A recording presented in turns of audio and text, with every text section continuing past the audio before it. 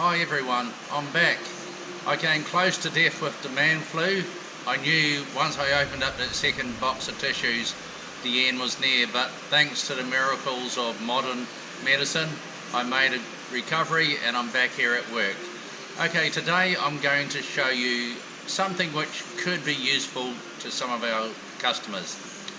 Getting batteries in and out of the Kentuckys can be difficult, so one way to make life easier is to put a little handle onto your battery. So I'll show you how to do that today.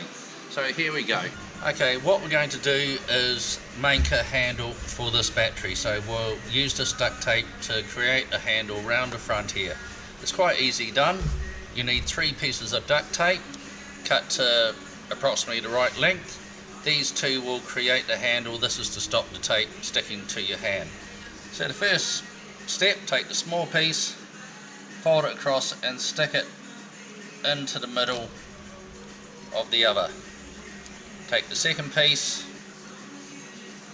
stick it on top of the third. Now with this lying down, stick your battery on there on the side, fold it over and stick it there. Now you've got a nice handle you can use to pull that battery out of the Kentucky without pulling on the leads. Nice and simple, works really well. See you next week.